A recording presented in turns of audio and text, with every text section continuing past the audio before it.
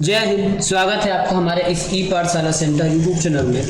आज हम करेंगे छत्तीसगढ़ के व्यापम या फिर छत्तीसगढ़ के अन्य विभाग द्वारा जो एग्जाम लिए गए हैं उसमें से प्रतिशत से कैसे प्रश्न आए हैं और उस प्रश्नों को आपको कैसे सॉल्व करना चाहिए।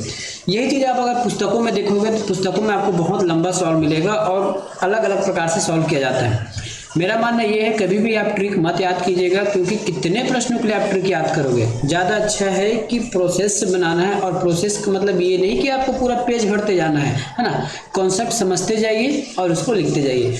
अभी आप देखेंगे कि हम कितने आसान तरीके से मिनिमम 3 से 4 लाइन, अगर कुछ प्रश्न तो ऐसे है कि 2 ही लाइन में आंसर आ जाएगा। ठीक है, तो बने रहिए इस वीडियो के साथ। यदि आप बनाना चाहते हैं तो हमारे साथ प्रश्नों को बनाइए, और यदि कहीं भी दिक्कत हो तो आप हमको कमेंट करके पूछ सकते हैं कि ये प्रश्न कैसे सॉल्व हुआ है। ठीक है, चलिए स्टार्ट करते हैं आज का प्रश्न। आज का पहला प्रश्न है, यदि a की ऊंचाई b की ऊंचाई से 40% कम हो तो b की ऊंचाई a की ऊंचाई से कितना प्रतिशत अधिक होगा। इसमें किसी भी प्रकार को आपको x वगैरह मान के लिखने की आवश्यकता नहीं पड़ेगी। कैसे बनाना है इसको मैं ध्यान से देखिएगा, और मैं लिखूंगा कम बोलूंगा ज़्यादा। ठीक है, मैं केवल न्यूमेरिकल डाटा को लिखूंगा और जो बोलूंगा उसको चाहे तो आप नोट कर लीजिए या फिर कहीं पे आप अपने दिमाग में बसा के रख लीजिए। ठीक है, पूछा गया है ए बी की ऊंचाई, तो हम सबसे पहले यहाँ पे ए लिख लेते हैं। ये हो गया ए और ये हो गया बी। अगला लाइन कह रहा है कि ए की ऊंचाई बी की ऊंचाई से 40% कम है, मतलब ए छोटा है बी बड़ा है, और जब भी प्रतिशत की बात होगा तो हम हमेशा 100% मान के चलेंगे। ठीक है, 100% मान के चलेंगे। तो बी के बारे में कुछ भी नहीं कहा गया है, तो बी को हम मान लेते हैं 100। ठीक है, प्रतिशत में ना। अब कहा गया है कि ए की ऊंचाई इससे 40% कम है। 40% कम होने का मतलब है यदि 100 में 40% कम करेंगे तो ये हो जाएगा 60। ठीक है, ये हमारा हाइट आ गया। अब आप काटोगे तो काट लीजिए, 0 से 0 कटा, 2 से काटेंगे तो 3 बार में, 2 से काटेंगे तो 5 बार में। ठीक है, अब रेशियो में ए की ऊंचाई 3 और बी की ऊंचाई 5 है। बाकी और उसके बाद क्या कहा गया है कि बी की ऊंचाई ए की ऊंचाई से कितना प्रतिशत अधिक है। देखिए, जब भी कम या ज्यादा की बात किया जाएगा, कम या ज्यादा की बात होगी, तब आप हमेशा इसका अंतर ले लेना। अंतर कितना आ जाएगा? अंतर आ जाएगा 2 का। ठीक है, चाहे कम हो या ज्यादा हो। अब इसको कैसे बैठाना है देख लीजिए। हमको पूछा गया है बी की ऊंचाई ए की ऊंचाई से कितना प्रतिशत अधिक है। कितना अधिक है? 2 अधिक है। किसके रिस्पेक्ट में? ए के रिस्पेक्ट में। तो ए कितना है? 3 है। प्रतिशत के लिए हमको 100 से गुना करना है। क्या कहा मैंने? प्रतिशत के लिए हमको 100 से गुना करना है। बस आपका प्रश्न सॉल्व हो गया। अब इसको आप गुना भाग करके आंसर ला लीजिए। ठीक है, अधिक सॉल्व करना चाहेंगे तो ये आप कैसे कर सकते हैं। ये 33 होता है ना, 100 को यदि हम 3 से भाग देते हैं तो 33 आता है, और 33 का डबल करेंगे तो ये आ जाएगा मोस्टली आपके पास 66.23%। अगर नहीं बनाना आता तो बच्चे टाइप का ऐसा भी बना सकते हैं जो हमने स्कूल में सीखा था। वैसे इतना तो आपको आना ही चाहिए, मैं मान के चल रहा हूँ। 2 को गुना करेंगे 100 से तो 200 हो गया, 200 अंदर में चला गया, 3 बाहर आ गया। अब देखिए 3 छक्के 18, तो ये 18 आ गया। ठीक है, 2 फिर से हाथ की 0 नीचे ला लिए, 3 छक्के 18, फिर से हमारे पास रिमेनिंग 2 आ गया शेष।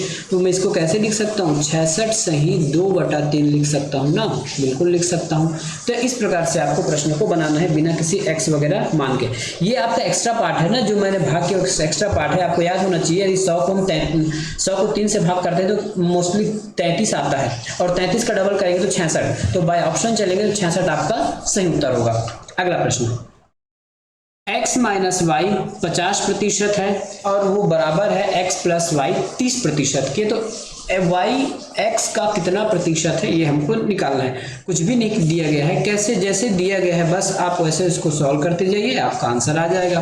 क्या दिया गया है? x माइनस वाई बराबर 50%, बराबर किया गया है x प्लस वाई 30%।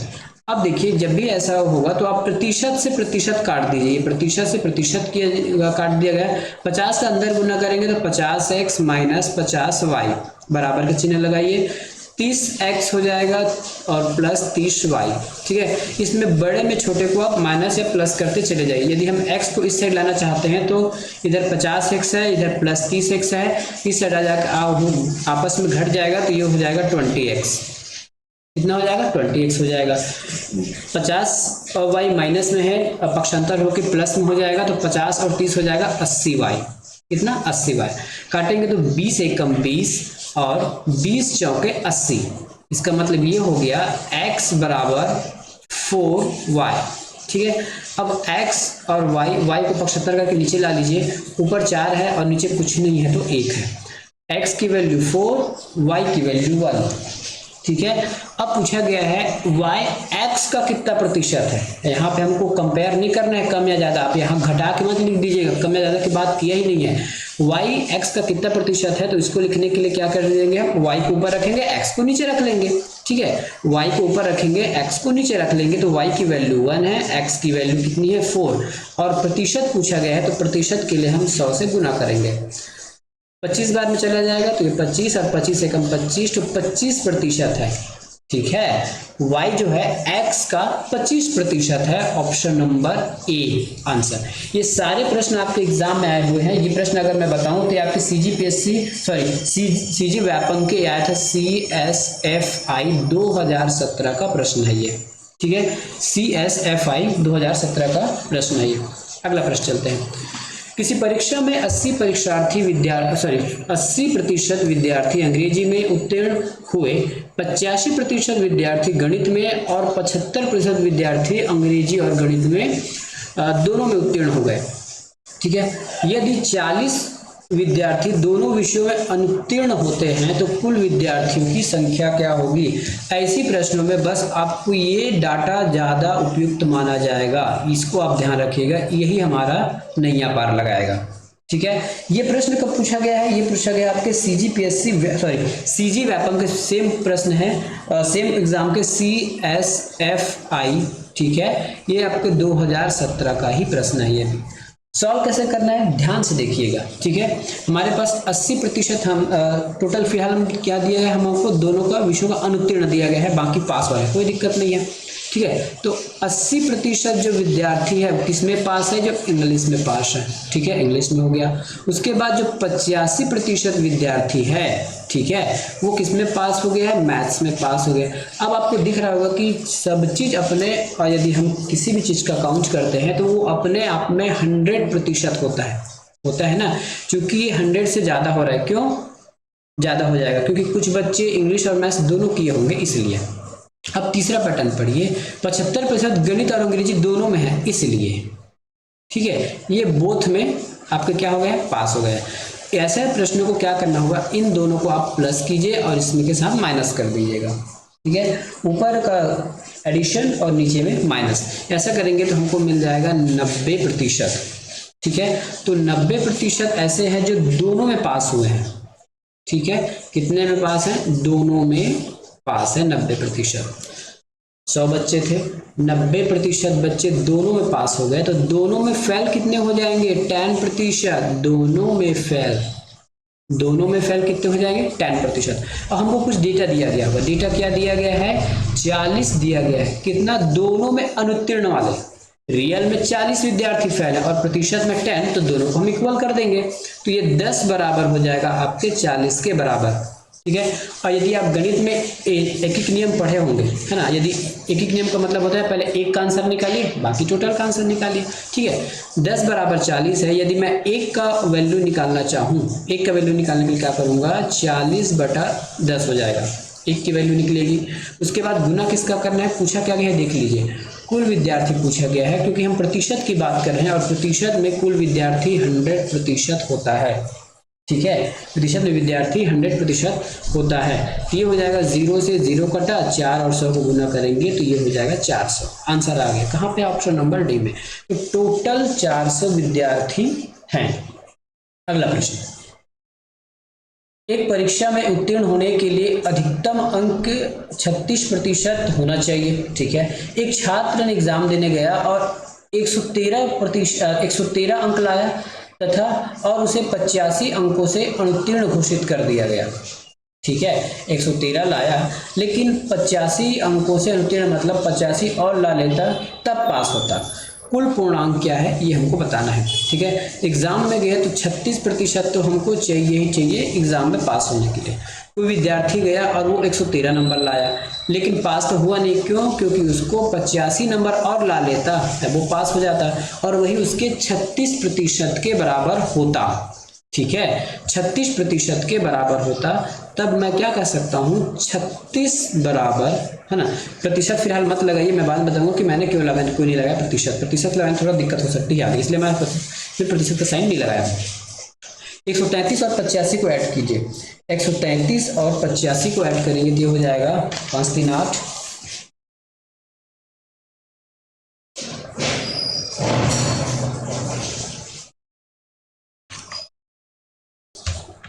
ये होगा आपका 5 3 8 और 5 3 8 हो गया, 8 8 9। ठीक है, 113 है ना, सॉरी मैं 133 लिख दिया होगा, इसलिए मेरा जोड़ गलत आ रहा था। ये 113 है, गलती से 133 लिखा गया। ये हो जाएगा आपका 113, दोनों को जोड़ेंगे तो ये हो गया 198, मतलब 36% का मान कितना हो गया 198। तो एक का मान निकालने के लिए क्या करेंगे 198 भाग 36 गुना। अब देखिए मैंने यहाँ 100 क्यों नहीं लिखा, अगर 100 लिखते तो 100 सीधे ट्रांसफर होके या फिर पक्षांतर होकर गुना में आ जाता है, क्योंकि हमको 100 निकालना नहीं है। यदि कुल अंक निकालना होता, पेपर का कुल अंक निकालना होता कि पेपर कितने अंकों का है, तब हम 100 से गुना करते। क्योंकि हमको पूछा है पूर्णांक पूछा है, क्या पूछा है पूर्णांक पूछा है, तो पूर्णांक के लिए हम क्या करेंगे, तो यहाँ पूछा है कि हाँ कितना पूर्णांक, पूर्णांक मतलब टोटल अंक ही पूछा है ना। ठीक है, टोटल अंक पूछा है, तो टोटल अंक मतलब पूर्णांक पूछा है कितने पूर्णांक आता है इससे, सॉरी, तो टोटल अंक के लिए आप 100 से यहाँ पे गुना कर दिए। यदि पासिंग मार्क्स कहता तो ये तो हमारे पास 98 है, लेकिन यदि हम 36 से निकाले तो भी 98 आ जाता। पूर्णांक पूछा है तो आप सॉल्व कर लीजिए, इसको सॉल्व करेंगे तो ये हो जाएगा हमारा 36 से काटेंगे तो कितने बार में कट जाएगा, 36 से काटेंगे तो ये हमारा कट जाएगा, ये हो जाएगा आपका 555, सॉरी 550 आ जाएगा।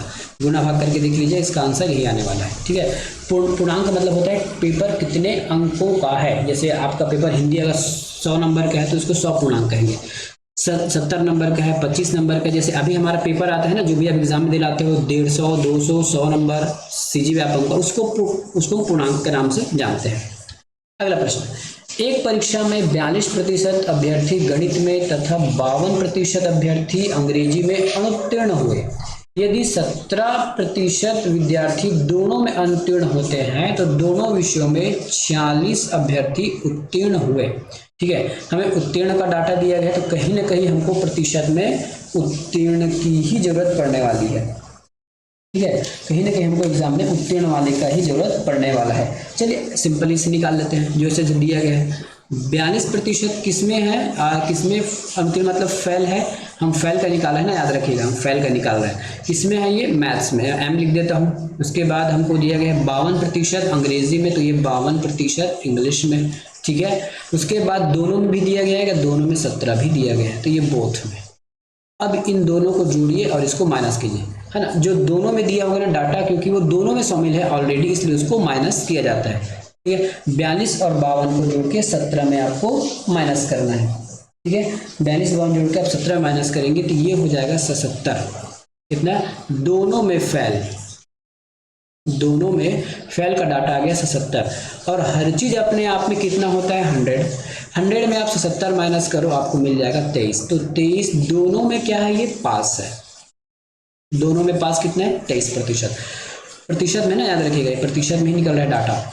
अब 46% आपके उत्तीर्ण हुए हैं, और हमारे पास एक्चुअल उत्तीर्ण 46 है, और प्रतिशत में कितना उत्तीर्ण है 23। तो कुल अभ्यर्थियों की संख्या निकालना है। ठीक है, कुल अभ्यर्थियों की संख्या निकालनी है। हम क्या करेंगे, यहाँ 23 बराबर अब 46 कर सकते हो क्या, बिल्कुल कर सकते हैं। एक की मान निकालने के लिए 46/23 कर लीजिए। अब यहाँ क्या रखना है देख लीजिए। ठीक है, यहाँ पूछा गया कुल मतलब होता है 100%, तो यहाँ पे 100 रखना है। अगर यहीं पे आपको फेल या पास पूछ देता ठीक है, फैल या पास पूछता, जैसे अगर आपको पूछ देता कि दोनों में फैल की संख्या कितनी है ना, एक बात की बात अगर पूछ देता दोनों में फैल की संख्या कितनी है, तो हम यहाँ 77 रखते हैं। और अगर वैसे तो दोनों में पास, हाँ दोनों में पास तो दिया है, फैल पूछता तब हम 77 रखते हैं, क्योंकि हमको टोटल पूछा है इसलिए टोटल हमको 100 रखना है। ठीक है, टोटल पूछ लिया है इसलिए हमको यहाँ पे 100 रखना है। अब इसको हम सॉल्व करेंगे तो कितने बार में चला जाएगा, 23 एकम 23, 23 दूना 46, 2 गुना 100 हो जाएगा 200। छात्रों की संख्या कितनी थी, मतलब परीक्षार्थी की संख्या थी 200। ये इस प्रकार से आपको बनाना है बिना कोई एक्स वगैरह माने। किसी वस्तु को बेचने पर एक व्यक्ति को उसके विक्रय मूल्य के 25% के बराबर लाभ होता है, उसका लाभ प्रतिशत ज्ञात कीजिए। यदि आप लाभ हानि पढ़े, वैसे तो प्रतिशत में आ गया, लाभ हानि पढ़े तो लाभ या फिर हानि आपके सीपी में निकलता है। सीपी मतलब कॉस्ट प्राइस क्रय मूल्य। जब तक आपको कॉस्ट प्राइस नहीं पता होगा, क्रय मूल्य नहीं पता होगा, आप लाभ या हानि का प्रतिशत ज्ञात करने में असमर्थ रहेंगे, नहीं निकाल पाएंगे। ठीक है, क्या कर पाएंगे, नहीं निकाल पाएंगे। तो ऐसे प्रश्नों को कैसे करना है, ध्यान से देखिएगा। ठीक है, ऐसे प्रश्न कैसे करना है, ध्यान से देखिएगा। मैं यहाँ लिख रहा हूँ एसपी। ठीक है, एसपी यदि मैं मान लेता हूँ 100 रुपये, यदि 100 रुपये एसपी है, ठीक है, और 25% लाभ बताया गया है, 25% लाभ बताया गया है, तो सबसे पहले मैं थोड़ा सा आपको इक्वेशन बता दूँ, उसके बाद मैं आपको इसको बताऊँगा। थोड़ा सा इक्वेशन जान लीजिए, फिर हम इसको देखेंगे। इक्वेशन कुछ भी नहीं है इसमें, इक्वेशन ये है कि क्रय मूल्य बराबर क्या होता है।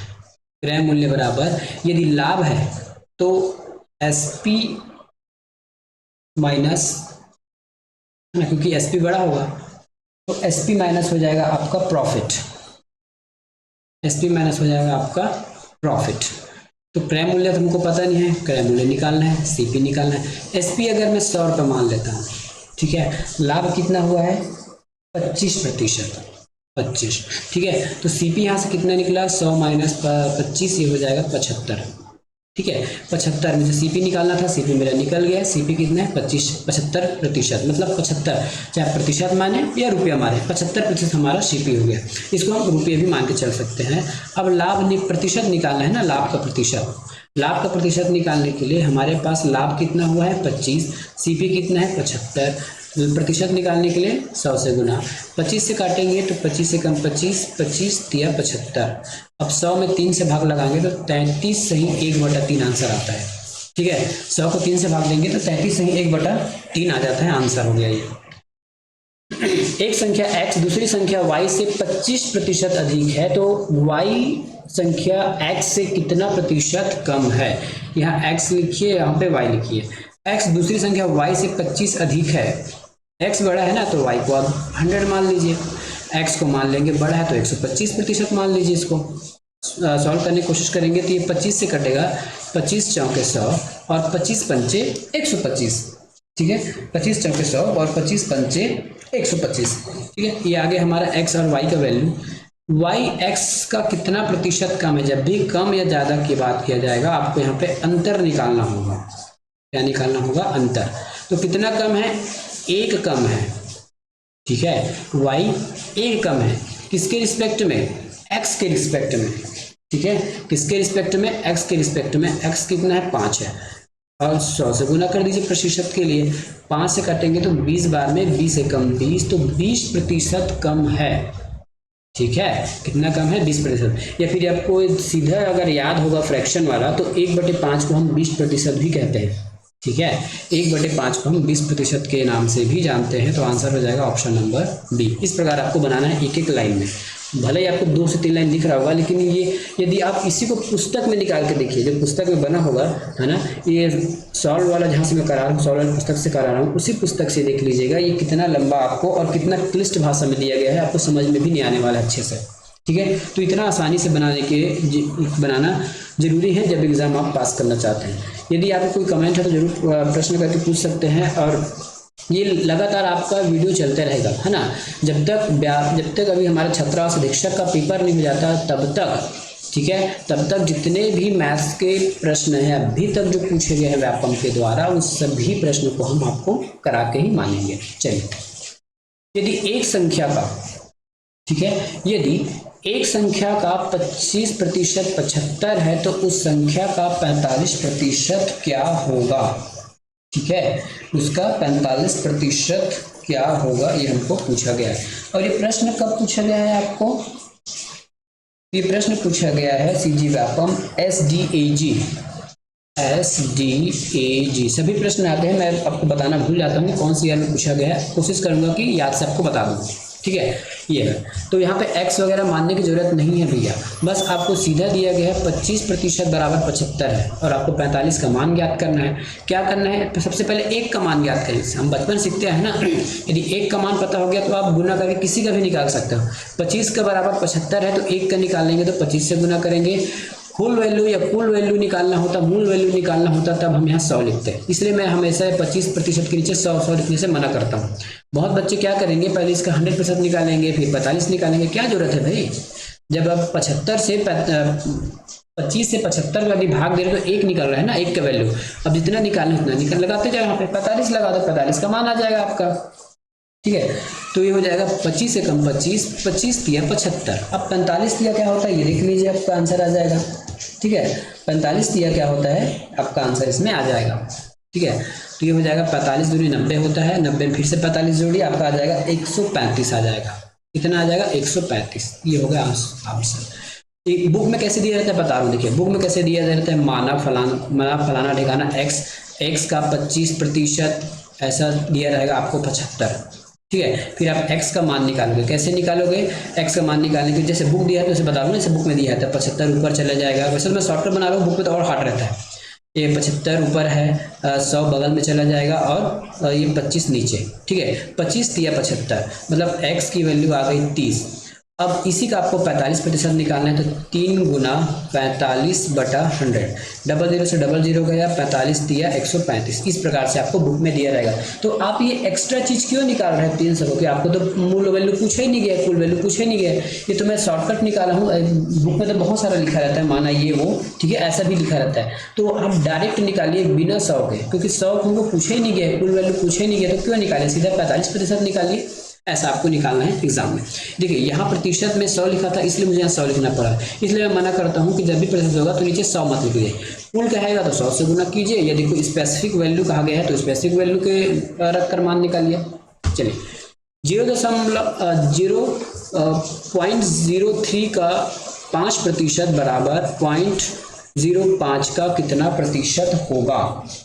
ठीक है, कितना प्रतिशत होगा, ये हमको प्रश्न पूछा गया है। और ये प्रश्न आपको कब पूछा गया है, सीजी व्यापम हॉस्टल वार्डन 2014 में पूछा गया है। ठीक है, ये 2014 का प्रश्न है।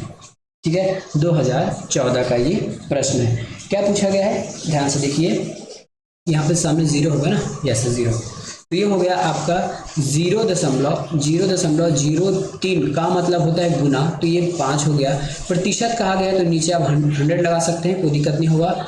अब ये किसके बराबर है बोल रहा है। ठीक है, तो ये जो ये है 0.05x मान लीजिए, यहाँ पे 100 लगा दीजिए। कितना प्रतिशत है, 100 से हम यहाँ पे 100 उड़ा दिए। ठीक है, 100 से 100 उड़ा दिए। अब आप इसको सॉल्व कीजिए, आपका आंसर आ जाएगा। ठीक है, सॉल्व करेंगे तो आपका आंसर आ जाएगा। तब क्या करेंगे, 0.03 गुना 5 और नीचे भी है 0.05, अब इसको सॉल्व करेंगे और x का मान निकालिए।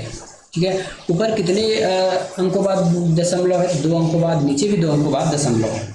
तब हम क्या करेंगे, दशमलव को हटा देंगे, तो ये हो जाएगा इस प्रकार से 5 से 5 घटा x बराबर 3, x बराबर 3, ए का मान आ गया 3%।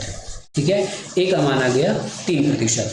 अगला प्रश्न, पेट्रोल की कीमत में 25% वृद्धि होती है तो उपभोग में कितने प्रतिशत की कमी लाई जाए, कि कुल व्यय पहले जैसे हो। ठीक है, कुल व्यय पहले जैसे हो, तो मान लेते हैं अब मतलब वर्तमान में, सॉरी पहले और बाद लिखते हैं, ज़्यादा अच्छा रहेगा। पहले और बाद लिखते हैं इसमें, पहले और बाद।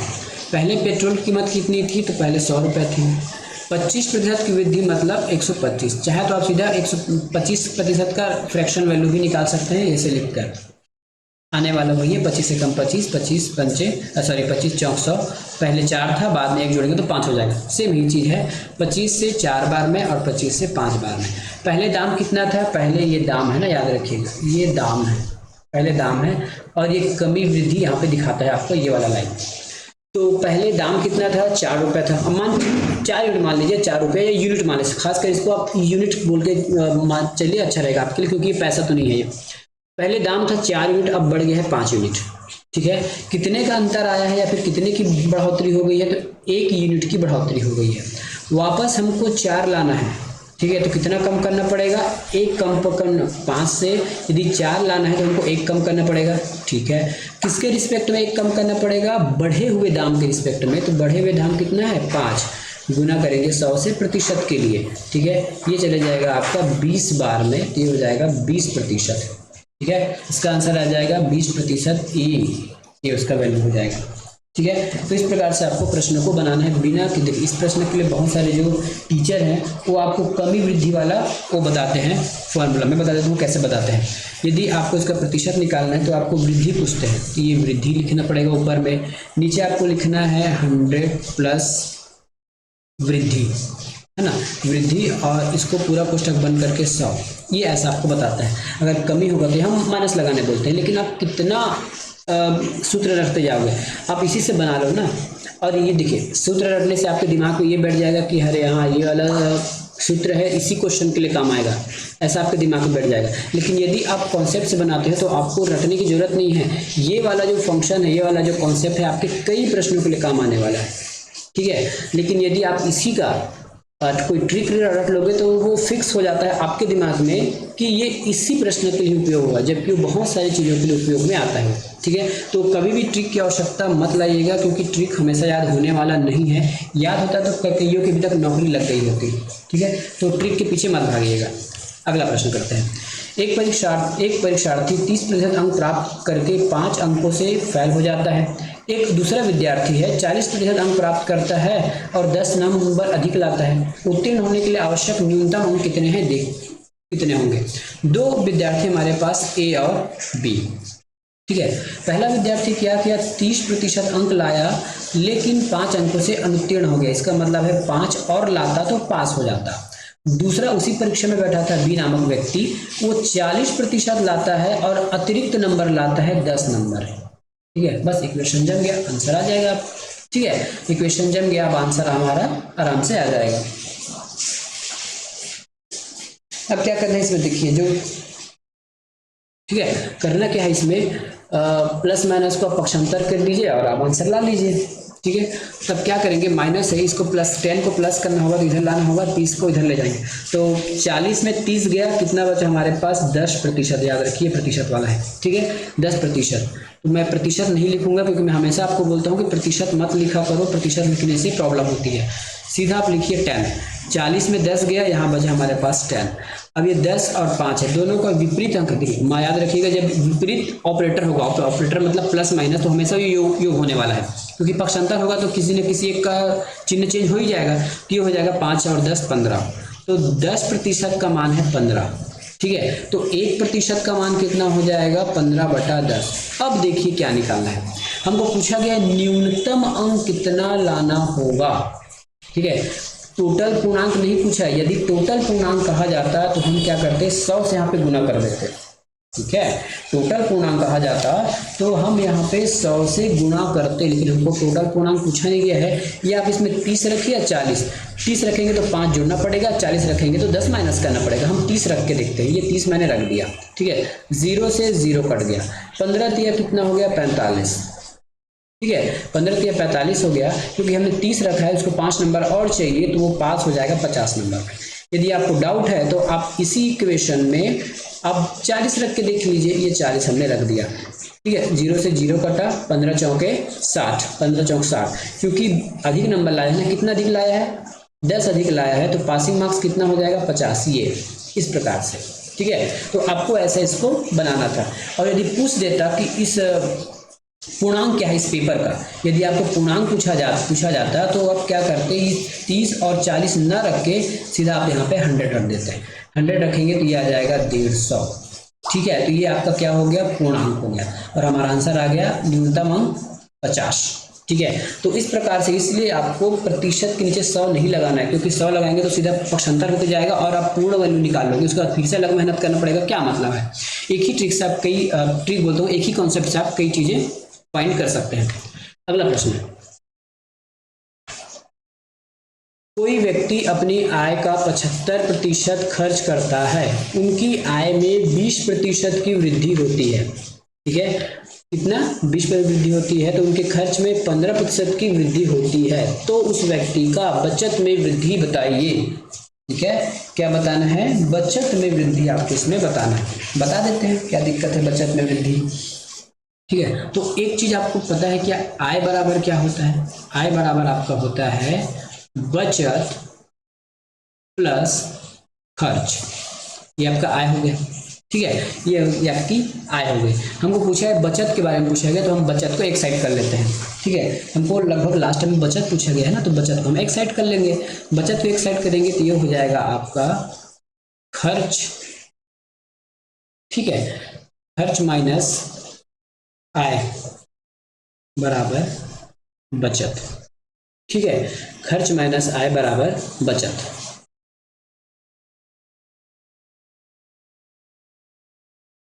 ठीक है, खर्च माइनस आय बराबर बचत, या फिर आय माइनस खर्च कर लीजिए, मतलब एक ही होगा, इसको हटा देते हैं, आय माइनस खर्च कर लीजिए।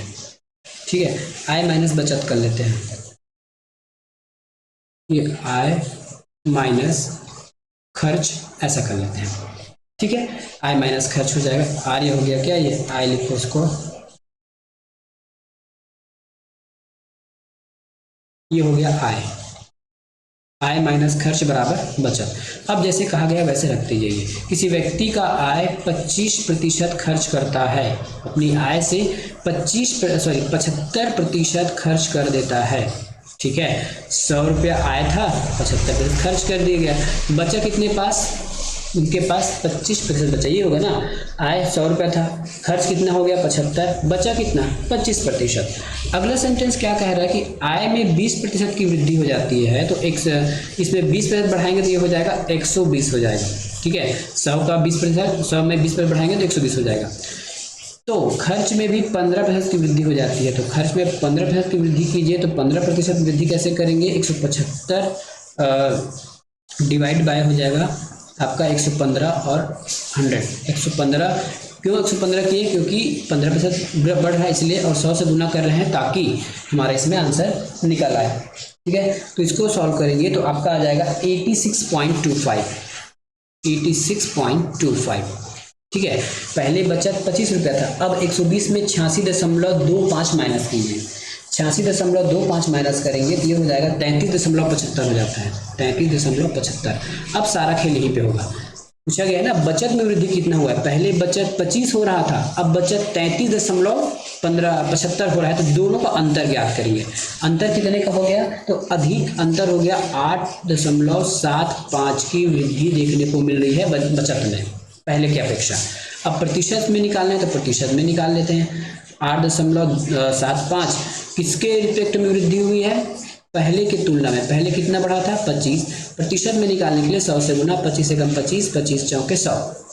ठीक है, ये हो जाएगा आपका 8 चौके 32, 8 चौक 32 है ना, 32 के बाद आपका 75 है, ये भी 4000 में हो जाएगा, कितना हो जाएगा 35 के आसपास आएगा, क्या ये 35 के आसपास आ जाएगा, 8.75 इंटू 4, ये हो जाएगा आपका 35%। कैसे लाया, ध्यान से देखिए, पहले आया 100 रुपया था, खर्च हो रहा था 75, बचा 25।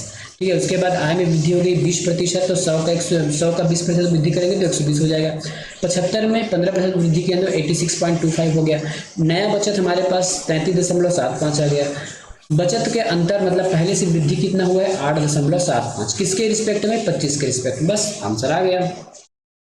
अगला प्रश्न, 70 के 75% का, 50% का, 20% का मान बताइए। प्रश्न पढ़ने में ऐसा लग रहा है कि हम का ही बोलने जा रहे हैं, पर बहुत आसान है प्रश्न। ठीक है, हाँ, इस प्रश्न को आपने अपने बुक में खोल के देखना, यदि आपको एक बार में समझ आ जाए तो, है ना, उसी चीज को घुमा फिरा के, मतलब लिखा यही है, डाटा यही है, लेकिन आपको बहुत क्लिष्ट कर देगा उसको, है ना, लिख के बहुत क्लिष्ट कर देगा, तो ज्यादा अच्छा आप इस तरीके से बनाइए। 70 के 75% का 50% का 20% का मान। चलिए इस प्रश्न को बनाते हैं। 70 का मतलब हम यहाँ पे 70 लिख लीजिए, का मतलब होता है गुना, 75% तो 75 लिखेंगे और प्रतिशत के लिए 100 लगा देंगे। अब इतना सॉल्व करने के बाद फिर से इसका 50% करना है, तो 50% के लिए 50 और नीचे 100। इतना करने के बाद फिर से 20% मान पूछा गया है, तो ये 20% हो गया और नीचे 100 हो गया। प्रश्न कब पूछा गया है? ये आपके पीडीओ में पूछा गया 2015, पीडीओ 2015 का प्रश्न है ये। इससे पहले वाला प्रश्न का मान बता नहीं था क्या? इससे पहले वाला जो प्रश्न था ये पूछा था सीजी एवं एएएफ 2015, एएएफ 2015 में इसको पूछा गया था। चलिए ये वाला फिर सॉल्व करते हैं। ठीक है, बहुत इजी है, याद सॉल्व करते हैं। इजी है तो ये हो जाएगा 50 से कम 50, 50 दूना 100, ये 2 आ गया। ठीक है, 25 से काटेंगे कितने बार में कट जाएगा? 25 से कम 25, 25 तिया 75 और 25 चौके 100। ठीक है, अब क्या कटने को बच गया? बच गया हमारे पास ये 20 वाला, तो ये 0 से एक 0 कटा, एक 0 यहाँ भी बचा है, एक 0 यहाँ भी बचा है, बस कट गया। इस 2 से हम इस 2 को उड़ा दिए। ठीक है, इस 2 को हम इस 2 से उड़ा दिए। अब ऊपर क्या बचा है? 7 तिया 21 और नीचे 4 बचा है, ऊपर तो कुछ नहीं बचा, तो ये हो जाएगा 7 तिया 21, नीचे बच गया 4। सॉल्व कर दीजिए भैया, 4 पंच 20। ठीक है, 4 पंच 20, उसके बाद 20 को माइनस करेंगे तो ये हो जाएगा आपका 4 पंच 20 और 1/4 बच जाएगा, तो ये हो जाएगा आपका 25। 5 सही 1 2/5। कैसे याद करना है? जिसको नहीं आता वो किस प्रकार से ऐसा करते रहिएगा आराम से। ये कटेगा 5 बार में तो 20 आ जाएगा, ये फिर आ जाएगा 1। ठीक है, ये हमको हम लिख सकते हैं 5 सही 1/4, तो 5 आ गया, 1/4 को हम 2.5 लिख सकते हैं। ठीक है, ये आपका आंसर आ गया। अगला प्रश्न, अमित का वेतन अशोक के वेतन से 30% अधिक है, तो अशोक का वेतन अमित से कितना प्रतिशत कम है? सेम फार्मूला अभी तक हम जिसने बनाते आ रहे हैं ना, बस वैसे ही बनाना है। ये आपका है अमित, ठीक है, ये आपका है अशोक। ठीक है, अमित का वेतन अशोक के वेतन से 30% अधिक है। अमित का अधिक है ना, तो अशोक को 100 मानिए, अमित का 130 मान लीजिए, 30% अधिक है इसलिए 0 से 0 काटेंगे तो ये 13 और ये हो जाएगा 10। कम ज़्यादा पूछा गया तो अंतर निकालेंगे तो 3। ठीक है, अभी तक इसी ट्रिक से या इसी कॉन्सेप्ट से ही बनाते आ रहे हैं। कोई ट्रिक या फिर कोई सूत्र याद करने की आवश्यकता नहीं पड़ेगी आपको मेरे द्वारा बताए गए किसी भी प्रश्न का। पूछा गया अशोक का वेतन अमित से कितना कम है? अशोक का कितना कम है? तो 3 कम है। किससे? अमित की तुलना में। प्रतिशत के लिए 100 से गुना लगा दीजिए। ठीक है, प्रतिशत के लिए 100 से गुना लगा दीजिए, तो ये हो जाएगा आपका 300/13। ठीक है, 300/13, 13 दूनी 26, कितना मान आ जाएगा? 13 दूनी 26, 2 हो जाएगा, ये हमारा मान आ जाएगा 23 समथिंग आ जाएगा। 23 कहाँ पे लिखा? ये 23.07%, ये इसका आंसर हो जाएगा। कितना? 23.07%, ये इसका आंसर हो जाएगा। बस इसी प्रकार बनाना है, कोई एक्स वैक्स मानने की जरूरत नहीं है। हाँ, ये प्रश्न कब आया है भैया? ये आपका आया है, बताया था क्या, पीडीओ में, अमित वाला ना। हाँ, ये भी पीडीओ में ही आया है, पीडीओ। ठीक है, पीडीओ 2015 में। और इस प्रश्न को आप बुक में निकाल के देखना कैसे बनाएंगे। ठीक है, इस प्रश्न को आप बुक से निकाल के देखना कि कैसे बनाए। ट्रिक में भी हालांकि बुक में भी ट्रिक में भी शॉर्टकट बना होता है, लेकिन आप कितने ट्रिक याद करेंगे? हर प्रश्न के यदि ट्रिक याद करने बैठ जाए तो फिर प्रश्न कब बनाओगे? चलिए आगे चलते हैं। ये आज का लास्ट प्रश्न होगा, इसके बाद हम आज क्लास क्लोज करेंगे। लगभग 15 प्रश्न हो जाएगा आज। यदि ए की आई बी की आई से 20% कम हो तो बी की आई ए की आई से कितना प्रतिशत अधिक होगा? आप भी जैसे बनाए, सेम फार्मूला, सेम पैटर्न, कोई अंतर नहीं है। ठीक है, ये ए लिख लिया हमने, बी लिख लिया। ए की आई बी की आई से 20 कम है, किसका कम है? ए का कम है तो बी का ज़्यादा होगा। बी का ज़्यादा होगा तो ये 100 मान लीजिए। कितना कम है? 20%। देखिए, कम होगा तो 100 में माइनस करना है, ज़्यादा होगा तो 100 में जोड़ना है। कम हुआ है ना, तो कम हुआ है तो 80 लिखेंगे। क्यों? कम हुआ इसलिए। ज़्यादा होता तो प्लस करते हैं। तो ये 0 से ये 0 कटा, 2 से काटेंगे तो 4 बार में, 2 से काटेंगे तो 5 बार में। ए का वेतन 4 है, बी का वेतन 5 है। अंतर निकालना पड़ेगा क्योंकि इसमें कमी ज़्यादा पूछा गया तो अंतर 1 है। बी की आय ए की आय से कितना प्रतिशत अधिक है? तो 1 अधिक है। ठीक है, बी की आय अधिक है। कितना अधिक है? 1 अधिक है। किसके रिस्पेक्ट में? ए के रिस्पेक्ट में। ए कितना है? 4। प्रतिशत के लिए 100 से गुना, ये चला जाएगा आपका 25 बार में, तो 25 से कम 25 कहाँ गया? 25%। आंसर आ गया 2 लाइन में। ठीक है, देखिए कितना शॉर्ट ट्रिक से आपको बनाया जाता है। बुक में फिलहाल अब फिर वही करूंगा, यदि आप बुक में देखना चाहें तो उसको बुक में देख लीजिएगा कि ये बुक में कैसे बना है। ठीक है, बुक में देख लीजिएगा कैसे बना है, आपके पल्ले नहीं पड़ेगा ये। चलिए मिलते हैं नेक्स्ट वीडियो में, धन्यवाद।